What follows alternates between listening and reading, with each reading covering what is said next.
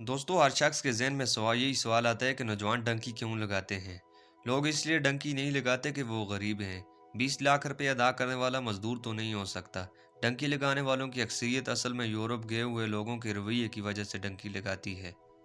Donkey لگانے والوں میں 80% کا تعلق کھاریاں منڈی باودین گجرات گجراوالا یا اس کے قریبی علاقوں سے ہے۔ یورپ اور یورپ کے رہائشی ان محسوس علاقوں میں اپنی دولت کی نمود و نمائش کرتے ہیں۔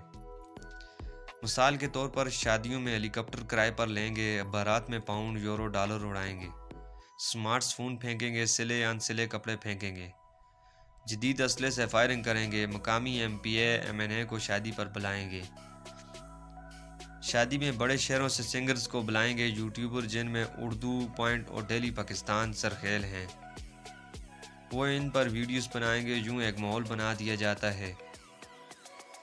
دوستو یہ سب کچھ ہمارے نوجوان دیکھ کر ایک نوجوان پڑھنے یا پاکستان میں کام کرنے کو ترجیح ہی نہیں دیتا۔ والدین سے 2 کنال زمین بکوا کر ڈنکرز کے ہاتھے چڑھ جاتا ہے اور یوں پاکستان سے ایران، ایران سے ترکی اور ترکی سے موت کا سفر شروع ہوتا ہے،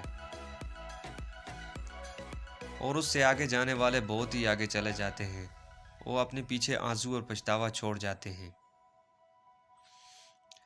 اس کے لیے ڈنکی شارٹ کٹ اور آسان راستہ ہوتی ہے، کیونکہ محض صرف 1 سال پہلے ڈنکی پر پہنچنے والے اس کے گاؤں کے کسی فرد کے گھر جب یورو آتے ہیں، کچے سے پکے مکان بنتے ہیں، موٹر سائیکل سے گاڑی کا سفر طے ہوتا ہے، تو لا محالہ یہ تحریک کسی بھی موٹیویشنل سپیکر کی تقریر سے زیادہ کام کرتی ہے۔ آپ ساری دنیا کا ڈیٹا نکال لیں، ڈنکی لگانے والے ممالک کی تعداد شاید 10 سے زیادہ نہیں بنتی، جن میں انڈیا، بنگلہ دیش اور پاکستان سر فہرست ہیں۔ یہ ہم خود ہیں جو ان نوجوانوں کو ڈنکی لگانے پر مجبور کرتے ہیں۔ ہماری طرف سے رہنمائی و تحریک کے بجائے تانے ہیں جو ہم ان نوجوانوں کو دیتے ہیں۔ یونان والے واقعے سے ڈنکی میں مزید اضافہ ہوگا، کیونکہ اب ایجنٹس نے نئی ملک اور علاقے دریافت کر لیے ہیں جہاں سے ڈنکی لگائی جا سکتی ہے۔ دوستو دولت کا اظہار بری بات نہیں، لیکن یہ طریقہ کار اور اس کی میڈیا میں تشہیر بہت قابل اعتراض ہے۔ یوٹیوبرز اپنے ویوز لینے کے لیے ایسی شادی اور جگہ پر پہنچ جاتے ہیں اور گھر والے بھی مزے لے لے کر فضول خرچی کے قصے سناتے رہتے ہیں۔ مہنگی شادیاں دنیا میں ہر جگہ ہوتی ہیں، لیکن ان کا دائرہ کار محدود ہوتا ہے۔ آس پاس رہنے والوں کو بھی پتہ نہیں چلتا کہ کیا ہو رہا ہے۔ ہمارے ہاں ایک سالگرہ کے فنکشن کا پورے شہر کو پتہ چلتا ہے اور شور شرابے اور غلط پارکنگ کی وجہ سے پورا محلہ پریشان رہتا ہے۔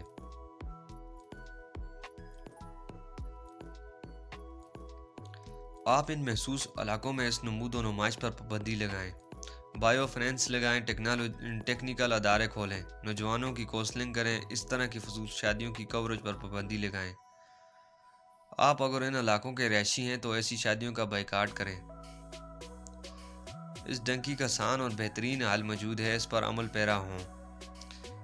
دوستو انہی پیسوں سے گولف میں سکل سیکھ کر آئیں اور 1 سال کے بعد اسی یورپ میں جہاز پر بیٹھ کر جائیں، کشتی یا بحری جہاز میں نہیں۔